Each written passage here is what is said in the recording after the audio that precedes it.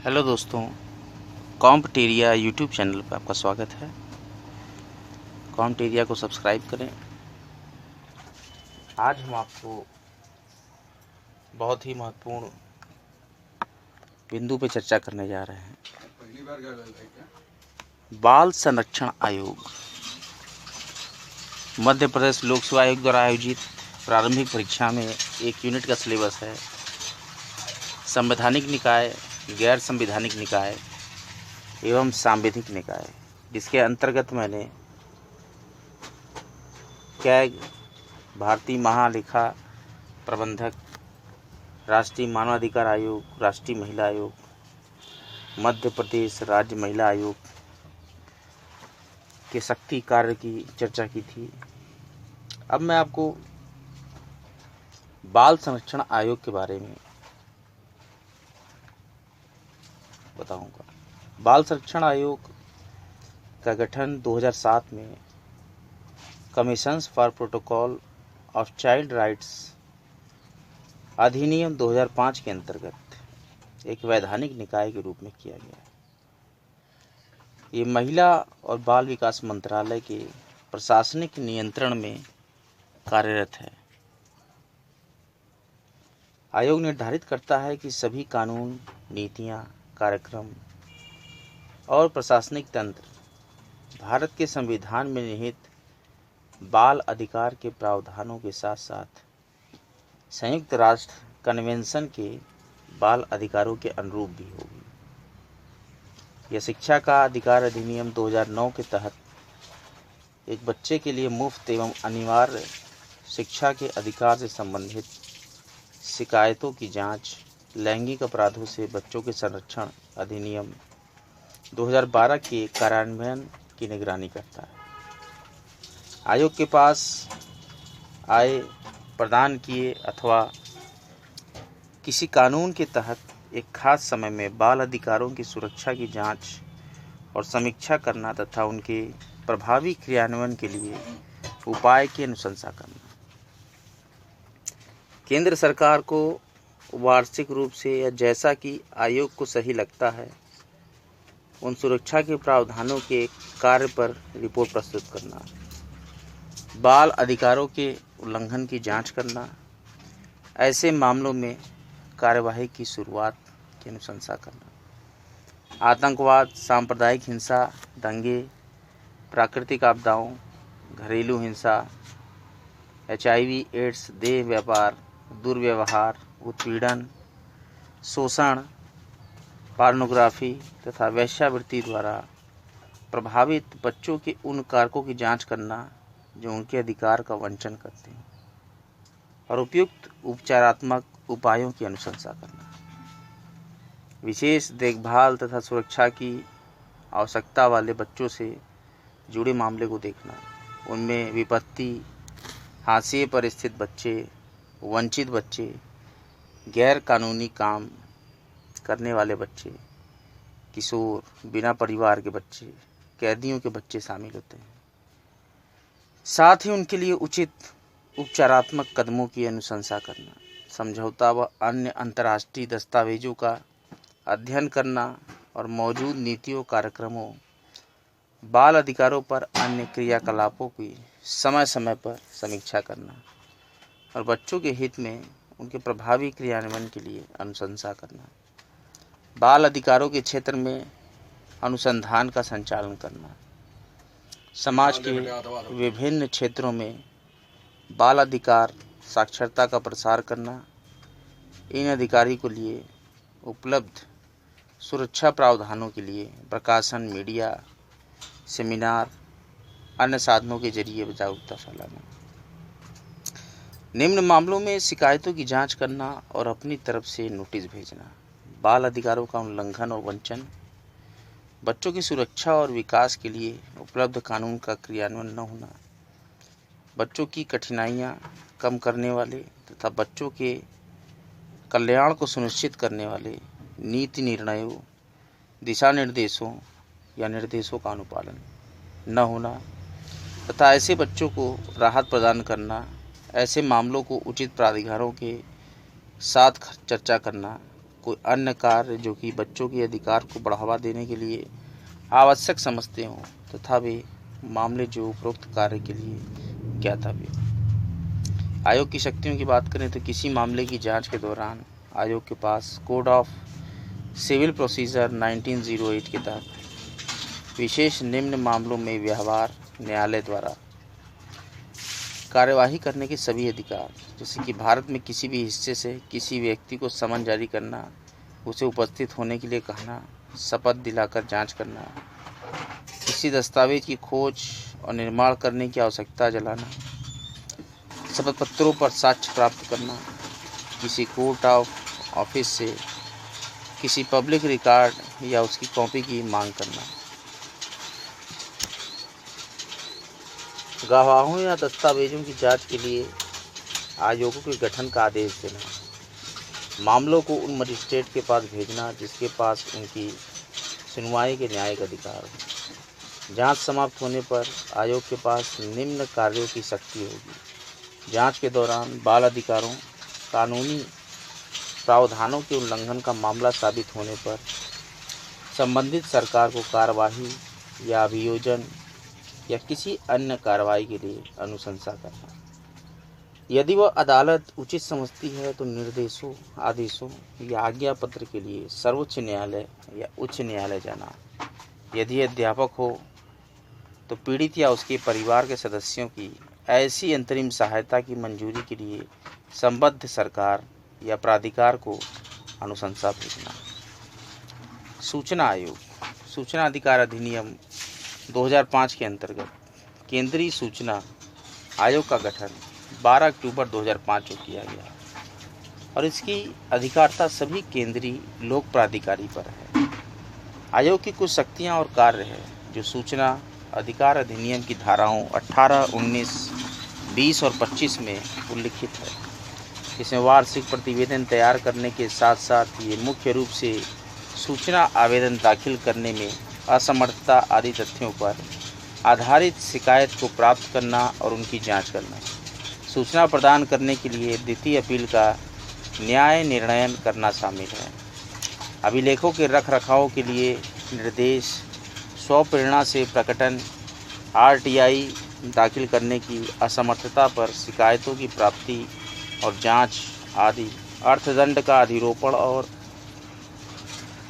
अनुश्रवण तथा प्रतिवेदन आदि से संबंधित है।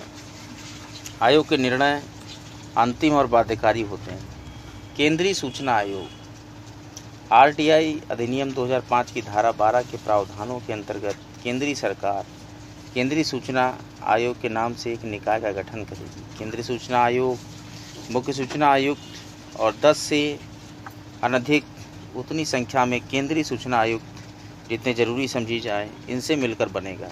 पद को शपथ प्रथम अनुसूची में विहित प्रपत्र के अनुसार भारत के राष्ट्रपति द्वारा दिलाया जाएगा। आयोग का मुख्यालय दिल्ली में होगा। केंद्र सरकार के अनुमोदन से अन्य कार्यालय देश के अन्य भागों में स्थापित किए जा सकते हैं। आयोग अपनी शक्तियों का प्रयोग किसी अन्य प्राधिकारी के निर्देशों के अधीन रहे बिना करेगा। आरटीआई अधिनियम 2005 की धारा 12(3) में निम्नलिखित प्रावधान है। प्रधानमंत्री जो समिति का अध्यक्ष होगा, प्रधानमंत्री जो समिति का अध्यक्ष होगा, लोकसभा में विपक्ष का नेता और प्रधानमंत्री द्वारा नाम निर्दिष्ट संघ का एक मंत्री। आरटीआई 2005 की धारा 12(5) प्रावधान करता है कि मुख्य सूचना आयुक्त विधि, विज्ञान और प्रौद्योगिकी, समाज सेवा, प्रबंध, पत्रकारिता, जनसंपर्क माध्यम या प्रशासन तथा शासन का व्यापक ज्ञान और अनुभव रखने वाले जनजीवन में प्रख्यात व्यक्ति होंगे। आरटीआई 2005 की धारा 12(6) प्रावधान करता है कि मुख्य सूचना आयुक्त का कोई सूचना आयुक्त यथास्थिति संसद का सदस्य या किसी राज्य या संघ राज्य क्षेत्र के विधान मंडल का सदस्य नहीं होगा या कोई अन्य लाभ का पद धारित नहीं करेगा या किसी राजनीतिक दल से संबद्ध नहीं होगा अथवा कोई कारोबार नहीं करेगा या कोई वृत्ति नहीं करेगा। मुख्य सूचना आयुक्त की पदावधि और अन्य सेवा शर्तों में आरटीआई 2005 की धारा 13 प्रावधान करता है कि मुख्य सूचना आयुक्त उस तारीख से जब अपना पद ग्रहण करता है 5 वर्ष के लिए पद धारण करेगा और पुनर्नियुक्ति का पात्र नहीं होगा। आरटीआई 2005 की धारा 13(5)(a) प्रावधान करता है कि मुख्य सूचना आयुक्त को संदेय वेतन और भत्ते तथा सेवा के अन्य निबंधन और शर्तें मुख्य निर्वाचन आयुक्त के समान होगा। सूचना आयुक्त की पदावधि और शर्तों की बात करें तो आरटीआई 2005 की धारा 13(2) प्रावधान करता है कि सूचना आयुक्त उस तारीख से जब वो अपना पद ग्रहण करता है 5 वर्ष के लिए पद धारण करेगा और सूचना आयुक्त के रूप में पुनर्नियुक्ति का पात्र नहीं होगा। परंतु प्रत्येक सूचना आयुक्त इसके उपधारा के अंतर्गत अपना पद रिक्त करते हुए आरटीआई 2005 की धारा 12 की उपधारा 3 में अधिकथित रीति से मुख्य सूचना आयुक्त के रूप में नियुक्ति का पात्र होगा। परंतु जहां सूचना आयुक्त मुख्य सूचना आयुक्त के रूप में नियुक्त किया जाता है, उसकी पदावधि सूचना आयुक्त और मुख्य सूचना आयुक्त के रूप में उसके पदावधि को शामिल करते हुए कुल 5 वर्ष से अधिक नहीं होगी। आरटीआई 2005 की धारा 13(5) भी प्रावधान करता है कि सूचना आयुक्त को संदेय वेतन और भत्ते और सेवा के अन्य निबंधन और शर्तें मुख्य एक निर्वाचन आयुक्त के समान होगी। मध्य प्रदेश शासन द्वारा सूचना का अधिकार अधिनियम 2005 की धारा 15 के अनुसार राज्य सूचना आयोग का गठन 22 अगस्त 2005 द्वारा किया गया है।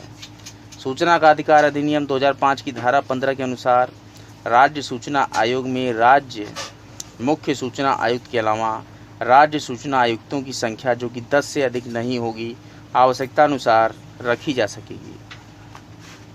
मध्य प्रदेश में आयोग का गठन होने के उपरांत राज्य मुख्य सूचना आयुक्त के पद पर भारतीय प्रशासनिक सेवा से सेवानिवृत्त वरिष्ठ अधिकारी टीएन श्रीवास्तव को नियुक्त किया गया था, जिन्होंने शपथ ग्रहण कर अपने पद का कार्यभार दिनांक 14 अक्टूबर 2005 को ग्रहण किया।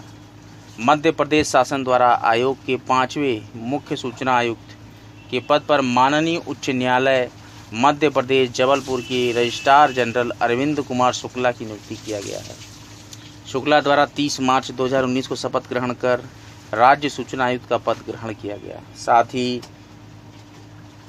मध्य प्रदेश शासन द्वारा भारतीय वन सेवा के वरिष्ठ सेवानिवृत्ति अधिकारी गोल्ला कृष्णमूर्ति तथा पत्रकारिता क्षेत्र के राहुल सिंह को राज्य सूचना आयुक्त के पद पर नियुक्त किया गया, जिनके द्वारा शपथ ग्रहण कर 30 मार्च 2019 को राज्य सूचना आयुक्त का पदभार ग्रहण किया गया। अब हम बात करेंगे सतर्कता आयोग की। इस आयोग की स्थापना 1964 में के संथानम की अध्यक्षता वाली भ्रष्टाचार निवारण समिति की सिफारिश पर की गई थी। केंद्रीय सतर्कता आयोग की अवधारणा एक शीर्षस्थ सतर्कता संस्थान के रूप में की गई है, जो किसी भी कार्यकारी प्राधिकारी के नियंत्रण से मुक्त होता है। 2003 में इसे सांविधिक दर्जा प्रदान किया गया। यह केवल संसद के प्रति उत्तरदायी होता है। यह एक बहुसदस्यीय संस्था है जिसमें एक केंद्रीय सतर्कता आयुक्त और उप सतर्कता आयुक्त होते हैं। इनकी नियुक्ति राष्ट्रपति द्वारा एक 3 सदस्य वाली समिति की सिफारिश पर की जाती है। इस समिति में प्रधानमंत्री, लोकसभा प्रतिपक्ष का नेता और गृह मंत्री शामिल होते हैं। इसे राष्ट्रपति द्वारा एक अध्यादेश जारी कर 25 अगस्त 1988 को सांविधिक दर्जा देकर एक बहुसदस्यीय आयोग बनाया गया है। अप्रैल 2004 के लोकहित प्रकटीकरण एवं मुखबिर संरक्षण पर भारत सरकार के संकल्प द्वारा भारत ने भ्रष्टाचार की किसी भी आरोप को प्रकट करने अथवा कार्यकाल का दुरुपयोग करने संबंधी लिखित शिकायतें प्राप्त करने और उचित कार्रवाई की सिफारिश करने वाली एक नामित एजेंसी के रूप में केंद्रीय सतर्कता आयोग को प्राधिकृत किया है। सतर्कता आयोग मुक्त है तथा केंद्रीय सरकार के अंतर्गत सभी सतर्कता गतिविधियों की निगरानी करता है एवं केंद्रीय सरकारी संगठनों में विभिन्न प्राधिकारियों को उनके सतर्कता कार्यों की योजना बनाने, निष्पादन करने, समीक्षा करने तथा सुधार करने में सलाह देता है। केंद्रीय सतर्कता आयोग ने एक प्रतीक चिन्ह अपनाया है। इस प्रतीक चिन्ह में एक आंख का आलेखित चित्रण है जो अंग्रेजी के अक्षर सी के भीतर हिस्से में प्रदर्शित की गई है।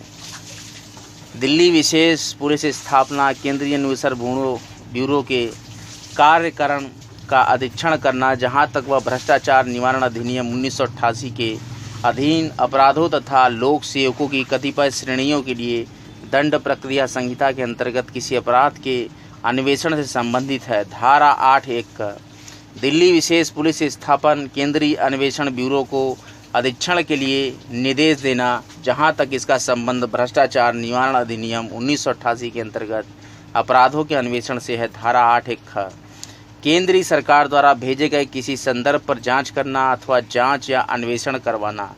धारा 8(1)(ग) केंद्रीय सतर्कता आयोग अधिनियम 2003 की धारा 8 की उपधारा 2 में विनिर्दिष्ट पदाधिकारियों में ऐसे प्रवर्ग से संबंधित किसी पदधारी के विरुद्ध प्राप्त किसी शिकायत में जांच करना या जांच अथवा अन्वेषण कराना। धारा 8(1)(ख) भ्रष्टाचार निवारण अधिनियम 1988 के अधीन अभिकथित रूप से किए गए अपराधों में अथवा दंड प्रक्रिया संहिता के अंतर्गत किसी अपराध में दिल्ली विशेष पुलिस स्थापन द्वारा किए गए अन्वेषणों की प्रगति का पुनर्विलोकन करना। धारा 8(1)(अंग) भ्रष्टाचार निवारण अधिनियम 1988 के अधीन अभियोजन की मंजूरी के लिए सक्षम प्राधिकारियों के पास लंबित आवेदनों की प्रगति का पुनर्विलोकन करना।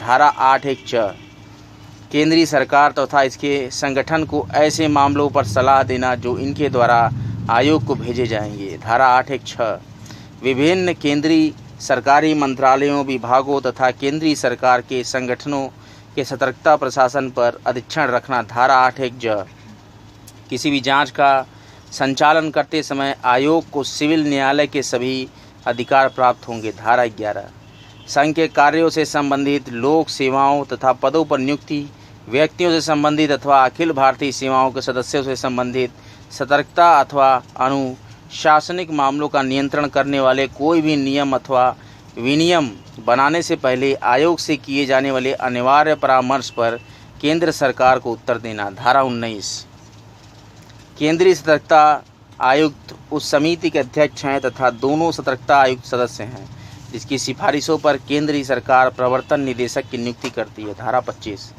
प्रवर्तन निदेशक की नियुक्ति से संबंधित समिति को यह अधिकार भी है कि वह प्रवर्तन निदेशालय में उप निदेशक तथा इससे ऊपर के स्तर के पदों पर अधिकारियों की नियुक्ति के लिए प्रवर्तन निदेशक से परामर्श करने के पश्चात अपनी सिफारिश दे। धारा 25 केंद्रीय सतर्कता आयुक्त उप समिति के अध्यक्ष हैं तथा दोनों सतर्कता आयुक्त सदस्य हैं। उसे दिल्ली विशेष पुलिस स्थापन केंद्रीय अन्वेषण ब्यूरो में पुलिस अधीक्षक तथा उससे ऊपर के स्तर के पदों निदेशक को छोड़कर पर अधिकारियों की नियुक्ति तथा इन अधिकारियों के कार्यकाल का विस्तारण अथवा लघुकरण करने के लिए निदेशक केंद्रीय अन्वेषण ब्यूरो से परामर्श करने के पश्चात अपनी सिफारिशें देने का अधिकार प्राप्त हैं। अनुभाग 26 तथा दिल्ली विशेष पुलिस स्थापन अधिनियम 1946 की धारा 4(ग) राष्ट्रीय सतर्कता आयोग सतर्कता के क्षेत्र में केंद्रीय सरकार एजेंसी को सलाह तथा मार्गदर्शन देने हेतु के संथानम की अध्यक्षता वाली भ्रष्टाचार निवारण समिति की सिफारिशों पर सरकार ने फरवरी 1964 में केंद्रीय सतर्कता आयोग की स्थापना की। राष्ट्रीय हरित न्यायाधिकरण अधिनियम 2010 के तहत राष्ट्रीय हरित न्यायाधिकरण (NGT) की स्थापना 19 अक्टूबर 2010 के तहत किया गया। न्यायाधिकरण का मुख्यालय नई दिल्ली में स्थापित किया गया है। इस न्यायाधिकरण को उच्च न्यायालय का दर्जा दिया गया है तथा इसकी 4 पीठें देश के विभिन्न शहरों भोपाल, पुणे, कोलकाता एवं चेन्नई में स्थापित किया गया है। इसकी स्थापना पर्यावरण, वनों के संरक्षण और प्राकृतिक संसाधनों संबंधी मामलों की सुनवाई के लिए किया गया। राष्ट्रीय हरित प्राधिकरण के लिए अनिवार्य है कि उसके पास आने वाले पर्यावरण संबंधी मुद्दों का निपटारा 6 महीनों के भीतर हो जाए। यह एक वैधानिक निकाय है तथा इसके पास अपीली क्षेत्राधिकार है। यह अधिकरण नागरिक प्रक्रिया संहिता 1908 में उल्लेखनीय न्यायिक प्रक्रिया का पालन करने हेतु बाध्य नहीं है। किसी भी आदेश, निर्णय, अधिनिर्णय को देते समय यह आवश्यक है कि अधिकरण उस पर सतत विकास, निवारक और प्रदूषक भुगतान आदि सिद्धांत लागू करे। न्यायाधिकरण के अधिकार क्षेत्र में आने वाले मामलों पर सिविल न्यायालयों को न्यायिक अधिकारिता नहीं होगी। ट्रिब्यूनल के विरुद्ध अपील उच्चतम न्यायालय में की जा सकेगी। अधिकरण द्वारा दिए गए को आदेश, निर्णय, अधिनिर्णय का निष्पादन न्यायालय के आदेश के रूप में करना होता है। इस अधिनियम में नियमों का पालन न करने पर दंड का प्रावधान भी किया गया है। एक निश्चित समय के लिए कारावास जिसे अधिकतम 3 वर्षों के लिए बढ़ाया जा सकता है। निश्चित आर्थिक दंड जिसे 10 करोड़ रुपए तक बढ़ाया जा सकता है। अधिकरण द्वारा दिए गए आदेश, निर्णय, अधिनिर्णय के विरुद्ध सर्वोच्च न्यायालय में 90 दिनों के भीतर अपील की जा सकती है। हरित न्यायालय अभिकरण में अध्यक्ष, न्यायिक सदस्य और विशेषज्ञ सदस्य शामिल होते हैं, जिनका कार्यकाल 5 वर्षों का होता है और किसी भी सदस्य को पुनः पद पर नियुक्ति नहीं किया जा सकता है। भारत के मुख्य न्यायाधीश की सलाह पर अध्यक्ष की नियुक्ति केंद्र सरकार द्वारा की जाती है। न्यायिक और विशेषज्ञ सदस्यों की नियुक्ति के लिए केंद्र सरकार द्वारा एक चयन समिति बनाई जाती है, पर आवश्यक है कि अधिकरण में कम से कम 10 और अधिकतम 20 पूर्णकालिक न्यायिक सदस्य एवं विशेषज्ञ सदस्य हों। यह अधिकरण पर्यावरण से संबंधित 7 कानूनों के तहत नागरिक मामलों की सुनवाई कर सकता है। जल प्रदूषण निवारण और नियंत्रण अधिनियम 1974, जल प्रदूषण निवारण और नियंत्रण उपकर अधिनियम 1977, वन संरक्षण अधिनियम 1980, वायु निवारण और नियंत्रण अधिनियम 1981, पर्यावरण संरक्षण अधिनियम 1986, पर्यावरण संरक्षण अधिनियम 1986, जैव विविधता अधिनियम 2002। उपरोक्त कानूनों के तहत सरकार द्वारा किए गए किसी भी निर्णय को अधिकरण के समक्ष चुनौती दी जा सकती है। अब हम आखिरी आयोग की चर्चा करेंगे। सांविधिक आयोग में मध्य प्रदेश खाद्य संरक्षण आयोग। मध्य प्रदेश राज्य खाद्य संरक्षण आयोग का गठन राष्ट्रीय खाद्य सुरक्षा अधिनियम 2013 के प्रावधान अनुसार 21 जुलाई 2017 को किया गया है। इसके मुख्य उद्देश्यों में लोगों को पर्याप्त मात्रा में गुणवत्तापूर्ण खाद्य को उचित मूल्य पर आपूर्ति के द्वारा खाद्य तथा पोषण सुरक्षा मुहैया कराना है। इसके अंतर्गत लाभ प्राप्तकर्ता को 5 किलो चावल, गेहूं तथा मोटे अनाज क्रमशः 3, 2 तथा ₹1 प्रति किलोग्राम प्राप्त करने का कानूनी अधिकार प्राप्त है। इसके अंतर्गत प्राप्त लाभकर्ता को संबंधित राज्य सरकार से खाद्य सुरक्षा भत्ता प्राप्त करने का अधिकार होगा। इसमें एक अध्यक्ष के साथ साथ 5 सदस्य सचिव होता है। आयोग में कम से कम 2 महिलाएं होंगी, जिसमें एक अनुसूचित जाति और एक अनुसूचित जनजाति से होंगी। 2 या 2 से अधिक राज्य संयुक्त राज्य खाद्य आयोग बना सकते हैं। आयोग के अध्यक्ष भारतीय प्रशासनिक सेवा के सेवानिवृत्त अधिकारी होंगे। अध्यक्ष और सदस्य 5 वर्ष या 65 वर्ष की आयु जो पहले हो जाए वहां तक उनका कार्यकाल होगा। आयोग का मुख्यालय भोपाल में होगा और राज्य सरकार द्वारा इनकी नियुक्ति की जाएगी। इनके कार्यों में राज्य सरकार के संबंध में इस अधिनियम के कार्यान्वयन की निगरानी करना अथवा उसका मूल्यांकन करना, इस अधिनियम के प्रभावी कार्यान्वयन के लिए राज्य सरकार को सलाह देना, जिला शिकायत निवारण और गैर सरकारी संगठनों को सलाह देना, वार्षिक रिपोर्ट तैयार करना जो सरकार द्वारा राज्य विधानमंडल के समक्ष रखी जाएगी। 2 लेक्चर्स में हमने सांविधानिक, गैर सांविधानिक और सांविधिक निकायों पर चर्चा की। बहुत ही इंपॉर्टेंट लेक्चर रहे। एक वृक्ष लगाने का संकल्प लें। कॉम्टेरिया पर बने रहें। कॉम्टेरिया पर बहुत ही इंपॉर्टेंट लेक्चर्स की सीरीज़ चल रही है। कॉम्टेरिया लेक्चर देखने के लिए आपका बहुत बहुत धन्यवाद। हर हर महादेव।